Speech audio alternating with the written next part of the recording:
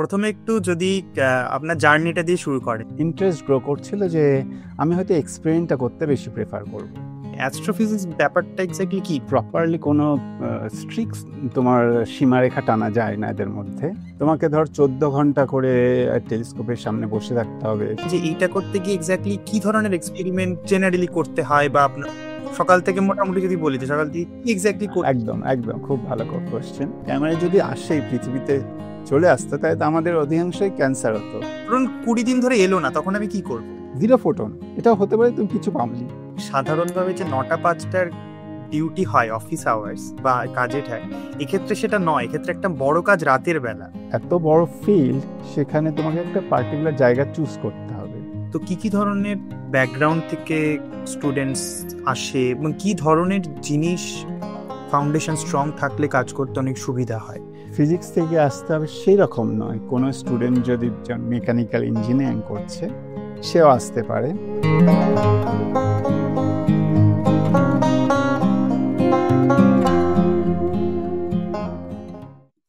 আমি আমি এইখানে আসতাম এক্সপেরিমেন্টের বিষয়টায়, যেহেতু আপনি বললেন যে এই ইনস্ট্রুমেন্টেশনের পার্টটা। তো ইন্ডিয়াতে অনেক সময়, যেহেতু আপনার মূলত পড়াশোনা কলকাতায়, অনেক সময় হয় যে যেহেতু কলকাতা বা ভারতবর্ষের রিসোর্স অত বেশি থাকে না যতটা হয়তো ইউএসএ তে বা অন্য দেশে রয়েছে, সেহেতু আমাদের এক্সপেরিমেন্টেশনের একটা ল্যাক অফ এক্সপোজার তৈরি হয় যখন আমরা আন্ডার গ্রাজুয়েট পড়ি বা মাস্টার্স পড়ি। তো সেইটা কিভাবে নেভিগেট করেছিলেন, বা এটা কি মানে সেটা কতটা এক্সপোজার ছিল আগে, বা কতটা এখানে এসে হাতে কলমে শিখেছেন, সেই দিকটা যদি একটু বলেন, যে এই এক্সপেরিমেন্ট টেলিস্কোপ তৈরির এক্সপার্টিস বা এক্সপিরিয়েন্সটা। এটা একটা ভীষণ ইম্পর্টেন্ট ব্যাপার। আর যেটা তুমি কোশ্চেনটা করে খুব ভালো করেছো।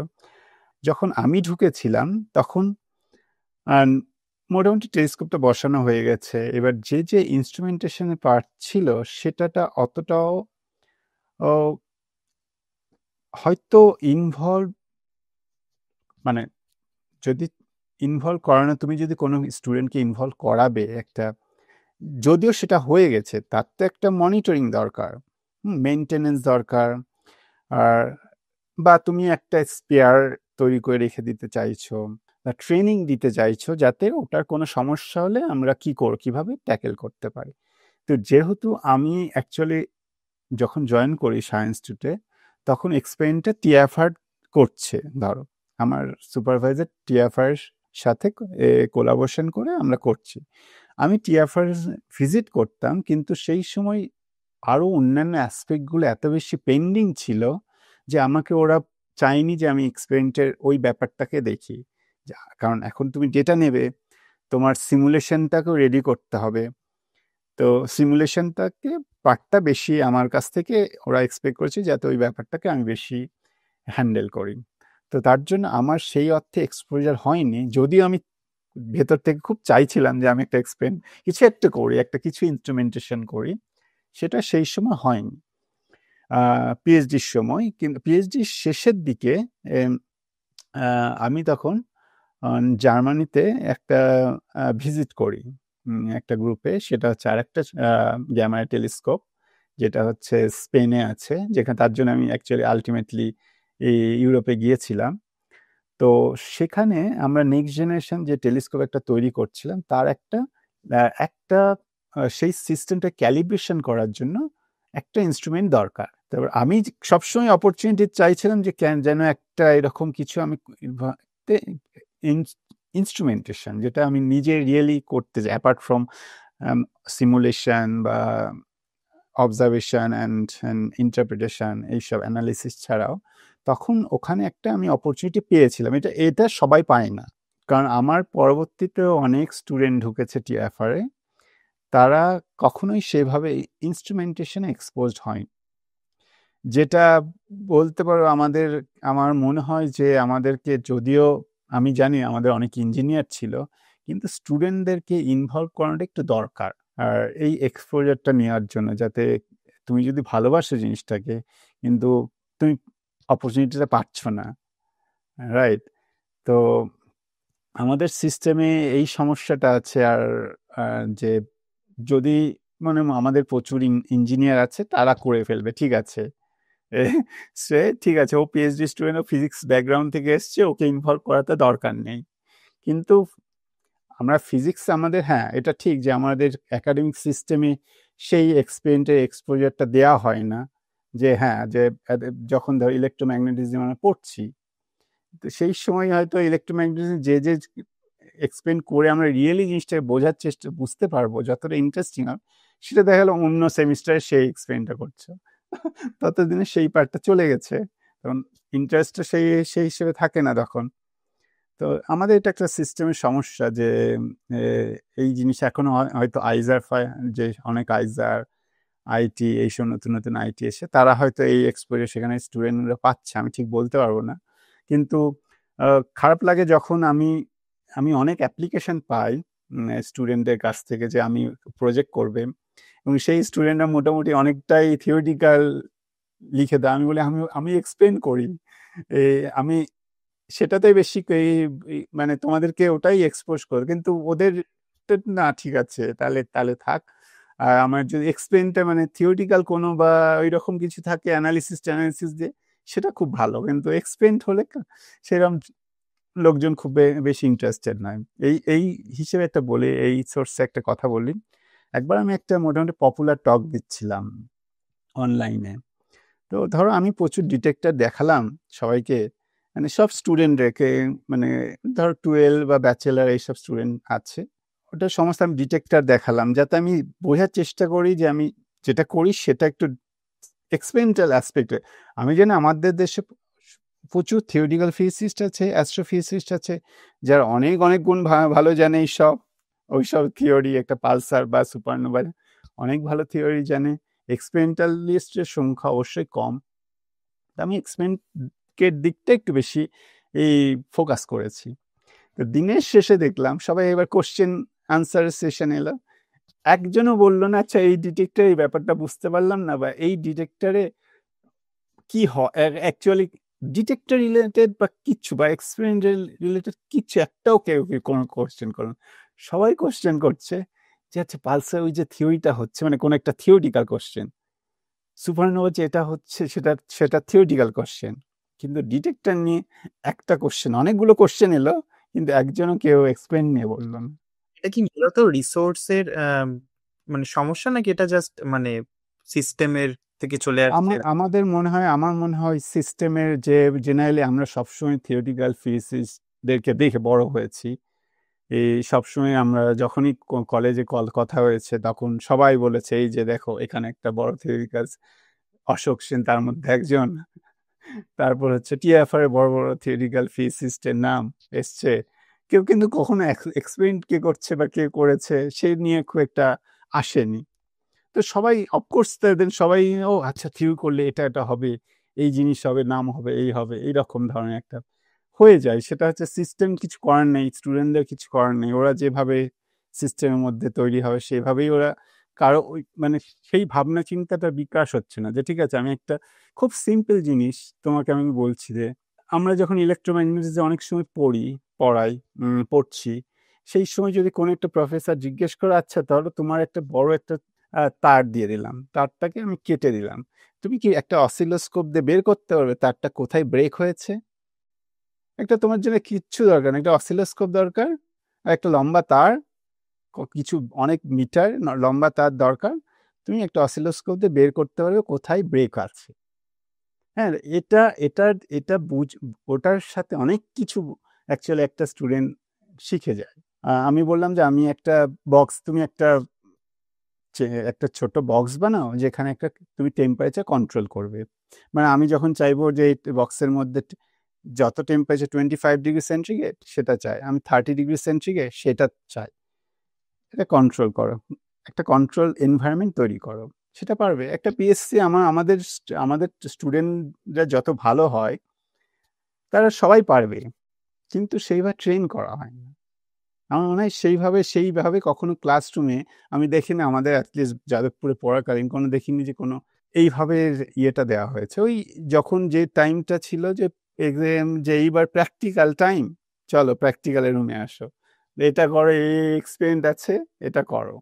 তার বাইরে কি আরো যে ছোট ছোট জিনিসপত্র যে কত ইন্টারেস্টিং হতে পারে, এবং যেটা ক্লাসেই দেওয়া যায়, বা যে প্রজেক্ট হিসেবে একটা স্টুডেন্ট, আচ্ছা তুমি এটা করো, এক্সপ্লেনটা করো, ঠিক আছে, তুমি থিওরিটিক্যাল অবশ্যই পড়বো, আমরা জানবো, সেটা ছাড়া হবে না, কিন্তু তার সাথে যদি এক্সপ্লেনটা একটু গুরুত্ব দেওয়া যায়, তাহলে আমাদের মনে হয় আমরা যারা যেমন এক্সপ্লেন করতে চাই, তাদের যেমন আমাকে অনেক বেশি স্ট্রাগল করতে হয়েছে জিনিসগুলোকে, অনেক ইলেকট্রনিক্স এইসব বোঝার জন্য। তুমি যখন এইসব ধরনের এক্সপেরিমেন্টে যায়, তোমার ইলেকট্রনিক্সটাও বুঝতে হবে, তো অনেক সমস্যা হয়েছে। সেটা হয়তো অনেকটাই বেশি আমরা মানে কমফোর্টেবল পজিশনে থাকতাম যদি আমরা আগে থেকে সেই জিনিসটা সাথে সে এত বছর 5 বছর ধরে ব্যাচেলার মাস্টার্স করছি, কিন্তু যেটা প্র্যাকটিক্যালি ইউজ হবে, এরকম অনেক কিছু যেটা কোনোদিন প্র্যাকটিক্যাল হয়তো ইউজ হবে না, কিন্তু যেটা প্র্যাকটিক্যালি ইউজ হতে পারে, সেটা ঠিক সেইভাবে এক্সপোজারটা দেওয়া হয় না।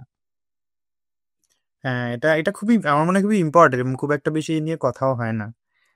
তো আমরা একটু একটু অন্য প্রসঙ্গে আসি যে অ্যাস্ট্রোফিজিক্স নিয়ে এতক্ষণ কথা হলো আপনার কাজ নিয়ে, যদি 2-3টে এক্সাম্পল এরকম দেন যে এই মুহূর্তে ওয়ার্ল্ড ওয়াইড মানে অ্যাস্ট্রোফিজিক্সের খুব পপুলার বা খুব ইম্পর্টেন্ট রিসার্চ কোয়েশ্চেন কি, যেটা সাধারণভাবে সমস্ত রকম, আমি জানি অনেক নিশ্চয়ই রয়েছে, কিন্তু যদি এরকম দু একটা এক্সাম্পল দেন যে কি ধরনের কোয়েশ্চেনে রিসার্চার ইন্টারেস্ট বা কি ধরনের জিনিস নিয়ে মূলত কাজ হচ্ছে খুব বেশি।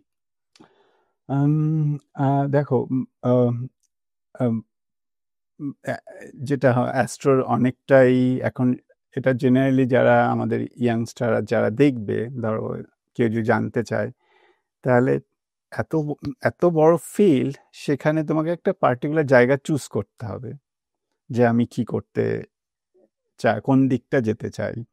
এবার আমি হাই এনার্জির কথাটা বলতে পারি ভালো, যে হাই এনার্জি অ্যাস্ট্রোফিজিক্সটা সেখানে কোন ধরনের ফিল্ডে এখন খুব বেশি ইন্টারেস্টিং, সেটা হচ্ছে মোস্টলি এখন ধরো ট্রানজিয়েন্ট সোর্স, বা ধরো এখন মাল্টি মেসেঞ্জার অ্যাস্ট্রোনমি। মানে এই 2017 সালে, 2017 অগাস্টে একটা গ্র্যাভিটেশনাল ইভেন্ট হয়, যেখান থেকে ধরো গ্র্যাভিটেশনাল ওয়েভ ডিটেক্টেড হয়। সেই সময় অ্যাট দ্য সেম টাইম আমরা দেখলাম যে আমরা অপটিক্যাল টেলিস্কোপে সেটা ধরা পড়ছে, তারপর গ্যামারা টেলিস্কোপে ধরা পড়ছে, নিউট্রিনো টেলিস্কোপে ধরা পড়ছে। সেটা ধরো সেই সময় থেকেই মোটামুটি এই মাল্টি মেসেঞ্জারের দিকটা একটু বেশি প্রচন্ড, মানে একটা নতুন দিক উন্মোচন করে বলতে পারে রিসার্চে। তো এখন সেটা আমরা সবসময় জানতে চাই যে ভবিষ্যতে আমরা যে এই ফিল্ডে হাই এনার্জি কোন দিকটাকে বেশি গুরুত্ব দেব। এবার সেই ধরনের রিসার্চ মাল্টি মেসেঞ্জার অ্যাস্ট্রোফিজিক্সটার এখন বলতে পারে একটা নতুন দিক, এবং যেটা নিয়ে প্রচুর কাজ হচ্ছে। যদিও ধর প্রত্যেক সময় লাইগো, ভার্গো এরা যে গ্র্যাভিটেশনাল ওয়েভ ডিটেক্ট করছে, অ্যাট দ্য সেম টাইম ওরা অনেক সময় অনেক কিছু ডিটেক্ট করে আমাদেরকে ইনফরমেশনটা পাঠায়। আমরা ইমিডিয়েটলি সেই অবজেক্টগুলোকে ধরার চেষ্টা করি, যে রিয়েলি আমরা কোনো, ওটা নয় গ্র্যাভিটেশনাল ওয়েভ তুমি ডিটেক্ট করেছো, সেটা কি সেই সোর্সটা কি এই নিউট্রিনোতে টেলিস্কোপে ডিটেক্টেড হচ্ছে, বা গ্যামারে টেলিস্কোপে ডিটেক্ট হচ্ছে, সেটা আমরা দেখার চেষ্টা করি। ডিফাইন মেসেঞ্জার যেটা বলছে, যেমন নিউট্রিনোর যে একটা মেসেঞ্জার, এখানে গ্যামারে একটা ফোটন মেসেঞ্জার, আর একটা হচ্ছে গ্র্যাভিটেশনাল ওয়েভ। তো সেই দিকটাতে এখন প্রচুর বেশি কাজ হচ্ছে, ট্রানজিয়েন্ট সোর্স কাজ করছে। তাছাড়া অ্যাপার্ট ফ্রম ওটা মাল্টি মেসেঞ্জার, যেটা অফকোর্স তুমি এক্সপার্ট হতে পারে না সব ফিল্ডে, হয়তো তোমাকে কোলাবোরেট করতে হবে, কিন্তু একটা সোর্সে তুমি অনেকগুলো অ্যাসপেক্ট, মানে অনেকগুলো মেসেঞ্জারের মাধ্যমে বোঝার চেষ্টা করতে পারো। সেই দিকটা খুব এখন ইম্পর্টেন্ট হয়েছে। আর আর একই রকমভাবে টেলিস্কোপগুলো, যে গ্যামারা টেলিস্কোপ ধরো বা নিউট্রিনো টেলিস্কোপ, এরা আমরা নেক্সট জেনারেশনে যাচ্ছি। সুতরাং যে কেউ যদি এই সময় এসে জয়েন করে এই অ্যাস্ট্রো ফিল্ডে, তাহলে তারা সেই অপরচুনিটি পাবে যে ডিটেক্টর ডেভেলপমেন্ট ইনভলভমেন্ট, অ্যান্ড আজ থেকে আরো 10 বছর পর হয়তো সেগুলো থেকে ডেটা আসবে, কিন্তু এটা হচ্ছে ডেভেলপমেন্ট ফেজ। সুতরাং এটা একটা প্রাইম টাইম, যেখানে তুমি এইসব নতুন নতুন নতুন যে ডিটেক্টর আসে সেখানে ইনভলভ হতে পারো। একই রকমভাবে অপটিক্যাল অ্যাস্ট্রোনমি বড় ইনফ্রারেড, সেখানে অনেকগুলো টেলিস্কোপ, নিউ টেলিস্কোপ প্রপোজড হয়েছে। তো সেখানেও যদি কেউ ইনস্ট্রুমেন্টেশনে, সেখানে সে অপরচুনিটি পাবে।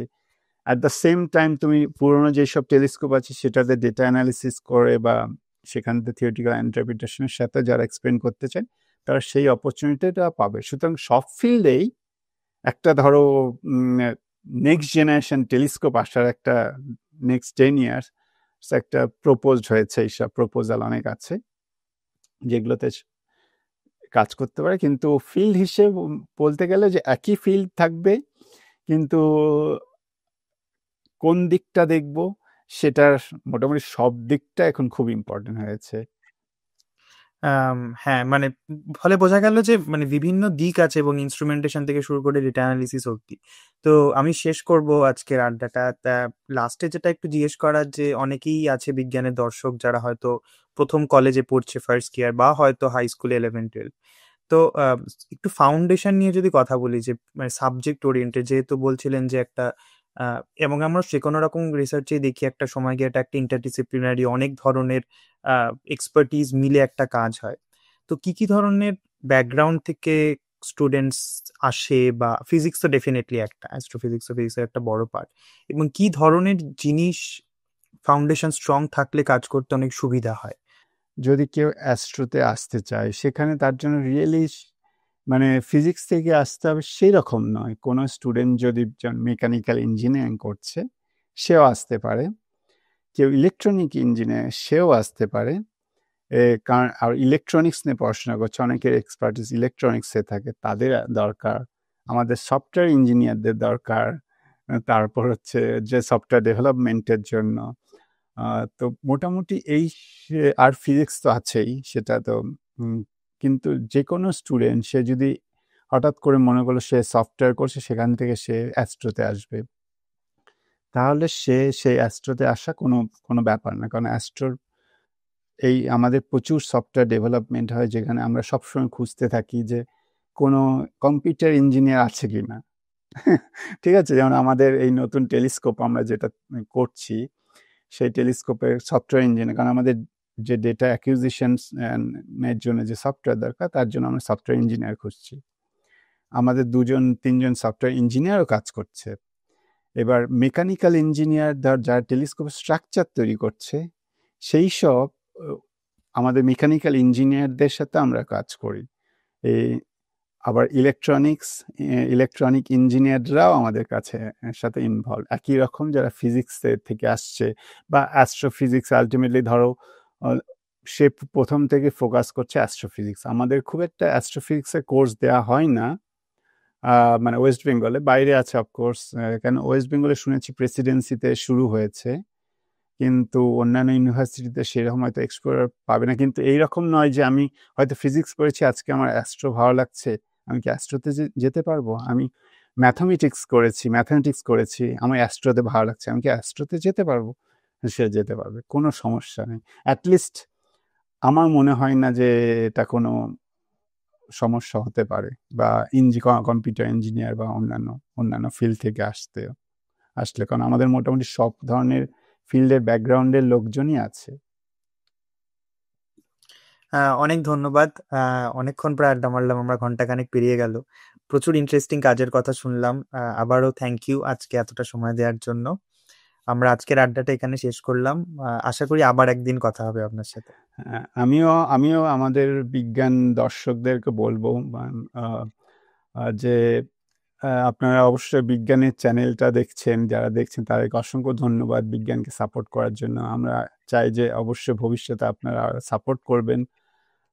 আর আমাদের যারা বিজ্ঞানের হয়ে কাজ করছে, যেরকম সৌর আরও আছে, তোমাদের আরও অনেকজন আছে, সৌমেন্দু বা সৌমিক, তাদেরকে অসংখ্য ধন্যবাদ যারা বিজ্ঞান থেকে এগিয়ে নিয়ে চলেছে। আর আমি চাই যে বিজ্ঞান আরও সফল যাক, আরও এগিয়ে যাক। And best of luck. Thank you. বিশ্বের বিভিন্ন প্রান্তে ছড়িয়ে থাকা বাঙালি বিজ্ঞানী ও বিজ্ঞান প্রেমী দ্বারা পরিচালিত মাতৃভাষায় বিজ্ঞান প্রসারের একটি অব্যবসায়িক প্রয়াস বিজ্ঞান.org.in। বিজ্ঞান যারা ভালোবাসে বা ভয় পায় তাদের জন্য। এই পর্বটি ভালো লেগে থাকলে লাইক ও শেয়ার করে সবার সঙ্গে ভাগ করে নিন আর আমাদের চ্যানেলটি সাবস্ক্রাইব করে আমাদের সঙ্গে থাকুন। কমেন্ট করে জানান আপনাদের মূল্যবান মতামত। পরের ভিডিও প্রকাশের নোটিফিকেশন পেতে হলে বেল আইকনটি প্রেস করতে ভুলবেন না। আমাদের পাশে থাকার জন্য ধন্যবাদ।